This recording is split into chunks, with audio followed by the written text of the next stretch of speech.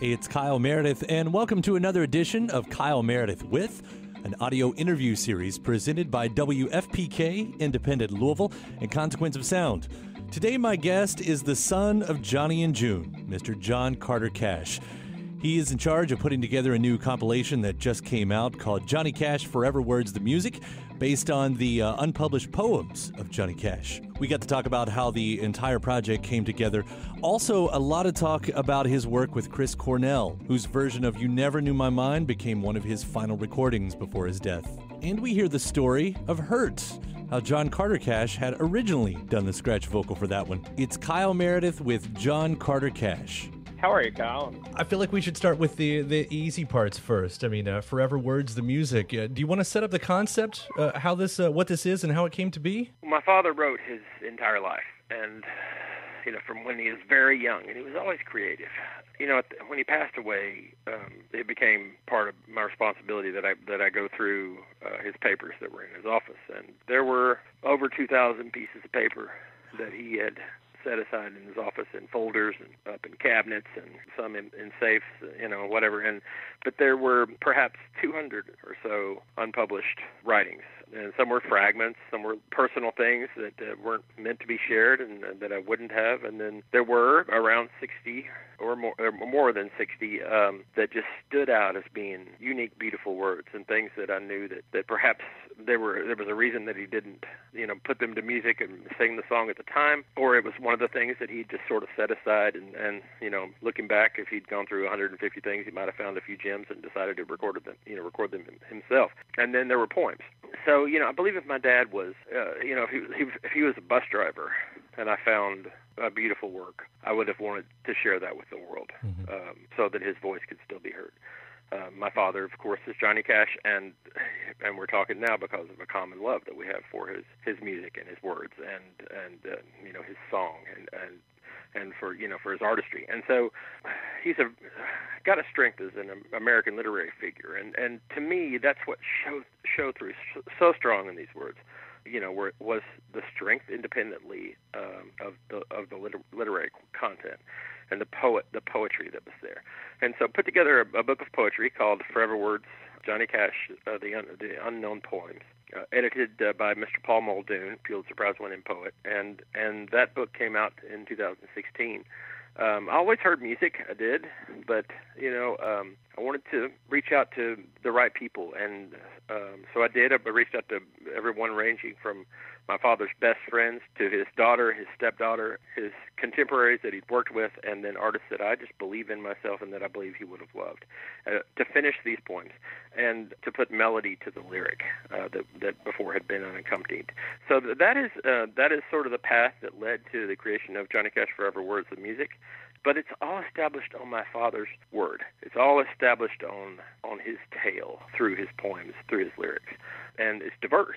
He touched so many people around the world, different walks of life, and, people that love different genres of music, and artists also of many different genres respect and would have the same Johnny Cash record collection, the hip-hop artist as compared to the bluegrass gospel artist, And so there is that broad of a range of folks that love his music, and it comes out in these recordings. It's interesting, too, because, I know there's sort of sometimes a fine line between lyrics and poems when you're putting them in the box, in those kind of boxes. Johnny Cash, in the broad scope, isn't thought of as a poet, but these, what you're finding here is, some of them were written specifically as poems, as what I'm getting, and not, do you think he ever meant to turn all of them into songs, or they were just meant to be just like that? Well, the first two pieces were most certainly not written as music. Forever, that my father wrote it within the last few weeks of his life, talking about how the trees that he planted still are young, the songs that he sings will still be sung, looking beyond this, the mortal frame that he was within, seeing that the legacy that endured was within the bodies and the spirits of those that were in his family, but also in the words and the songs. And so that strength is a poem, that Christopherson reads at the beginning, followed by a poem that my dad wrote for my mother 1 month before I was born in March. He wrote the poem in February 1970. And so Casey Musgraves and Rustin Kelly put that to music for this album. And, but then there were things that I believe that were most certainly the melody has been lost. When I look at Spirit Rider, which is the last thing on the album, I go, my goodness, where is the melody? But I think he wrote that in the early 90s, and it was a time of transition for him with labels and whatnot. For some reason, it got set aside, and he never recorded it. But, I think, if I go back and look through 100 pieces of materials that I put aside, it has happened before that I find something, I go, oh, I forgot that. I want to sing that now. Mm-hmm. And I think there were some of those there, and then there were also lyrics that may have been songs or may not have been songs, like You Never Knew My Mind, Gold All Over the Ground, that he wrote in 1967. He wrote You Never Knew My Mind when he was in a breakup with his first wife, Vivian, and it's very sad and forlorn. And Chris Cornell sings it on the album and finished the music and the melody for that. And then Gold All Over the Ground, Brad Paisley finished for the album, and that's about my mother, and it's most certainly something that had 1967 when he was not divorced from Vivian, and his relationship with my mother was not public yet. He could not sing either of those live. And so, there are different reasons why these things were set aside. But to me, poetry, if the words touch you when you read them, or you hear the music and the words specifically attach themselves to the soul, to me, that makes it poetry. Mm. And so, it can be 4 lines, 2 lines, or it can be the rhyme of the Ancient Mariner, for that matter, and that is poetry if it touches the soul. And I hear about, the interviews that you had posted with Brad Paisley and Elvis Costello, talking about how it was so easy to find a melody because the way the lyrics, the poems kind of laid themselves out like that. I mean, it says a lot. And that's it. It's like, anybody, can lay out a 7-word sentence and, 4 stanzas, but to have the canter and the natural ease that my father wrote, and to be able to say something simply with beauty at the same time, it only can come from the heart. It only can be natural. It only can be honest. And then looking at something like The Captain's Daughter, I mean, that's more than just a poem. I mean, that's a whole story. Yeah. And again, that goes back to, I mean, your father has written so many great story songs through the years, but I looked at that one and I was like, man, that's like a novella, And that would it. I love it. And I still talk to Alison about that. It's like, okay, what happened? Because it leaves off sort of mysteriously, and she thinks one thing, I think another. It's funny, but yeah, it's really, really cool. Because that one, it's like an old English folk ballad. It's a long story song, and the music that goes with it just made perfect sense for Alison. And that's it. It's like these songs musically don't necessarily sound like Johnny Cash, but that's the depth of his writing. It offered it touched the heart of the artists in a way that kindled their own fire, their own unique artistry. I mean, when I read Body on Body, it's like I went, this could work for a female artist and be sensitive and emotional and touching, and then You Never Knew My Mind, sad and heavy and mysterious and full of double entendres, and my goodness, there's so much to it. So yeah, very diverse. I want to bring up that one too, which I know is sort of an easy target because of what happened afterwards. I'll share a quick little story. I was with Chris Cornell in, I think, what they call the Johnny Cash room at the Ryman the night he played it, and I was told that outside was John Carter Cash. Yeah, I was there too. Yeah. And we were told, like, oh, you've got a hard 10 minutes on the interview because John's standing outside. And I thought, oh, no pressure, and not knowing at all that's what was about to happen. Well, that's the second time that I've met Chris, and that was the beginning of working with Chris.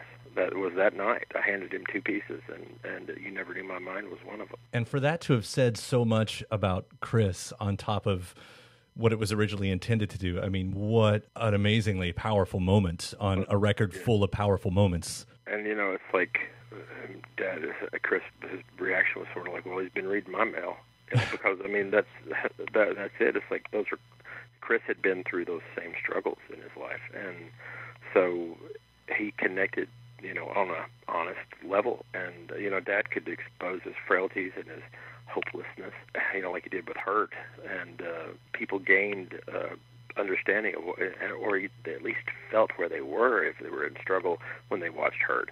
And so, I mean, when I hear it's the same sort of spirit that Chris took on Dad's words and made him his own, just sort of in the same way that Dad did Reznor's. Mm-hmm. Yeah, and of course it was a nice bookend too because Johnny had covered Rusty Cage. And that must have been such a nice payback in a way for Chris. Did he ever mention anything about that? Oh yeah, no, yeah. Chris was he was so kind, and him. He had such a gentle nature, and he was always so respectful of my father, and he wanted to honor him. He was very careful in his writing, and he took his time, which I'm sure the melody came quick. He told me it did, but he waited for a while. He went through it over and over before he sent me the demo. And I remember the first time I heard the demo, I mean, it laid me down right then. It just, he and the guitar, he recorded it in his hotel room. And it just still, of course, it became heavier and heavier through the process. And then, I was communicating with Chris up until just before he passed away. Yeah. So, it was, you can read 1,000 things into You Never Knew My Mind, too, if you transfer it to the history that Chris, of Chris's life and passing. Mm-hmm. But he was in a really good space when he wrote that song. He really was, when he did the music. I mean, all his music had intensity and depth and darkness, just the nature of it. And Dad had experienced hopelessness, and he could have stepped off the train himself so many times, and meaning or two or not to. Anyway, he and Dad had both been down so many paths, the same ilk. Yeah. So it comes out of the music. Yes, it does. I was curious about something. You mentioned, other family on here. Roseanne does a song. Carlene does a song. You didn't do a song. I found that kind of curious. Was there any reason why? Well, I'm more than usual. If I'm in the producer's chair, which that's my day job, I don't necessarily think I'm the best hire for the job. If I was, I'd probably do it. But I'd rather hear. It's an excitement to me. It's like it's a process. It's a different thing, and to be a producer, and I don't have to sing the song. If I'm the producer, I tend to think that puts me in the midst of it, and it can't be as objective. So I'd rather, every once in a while I'll play on a Loretta Lynn album, or I did a few things here and there. Sometimes I'll do even a vocal on a track that I'm doing with an artist, but for the most part, if I'm producing, I don't usually hire myself. Now, with that said, though, you do have a solo record on the way, right? I do. We Must Believe in Magic is coming out April 21st, Record Store Day. And on there, I do see that you do cover Hurt, so there is a little bit of a side road on that. Well, yeah, I sang it before my father ever heard it quite a few times. I knew the song very well. Downward Spiral was one of my favorite records of the early 90s, so I was connected with it before Dad ever heard it. And I actually sang the scratch vocal in the studio when Dad, before Dad put his own vocal on it. He really, when it came down to it and putting his vocal on, I mean, he listened to the Reznor version, but as far as his phrasing and everything, he listened to mine to learn the song, really. That's amazing. But I don't know, whatever, that's neither here nor there, but I was very involved in the recording process of it. But like I said, the song always meant a lot to me, but even before that. There's another song you do on there, too, with John Prine's Paradise, which I'm in Louisville, so that always hits close to home with, a little bit of the Kentucky call-in there.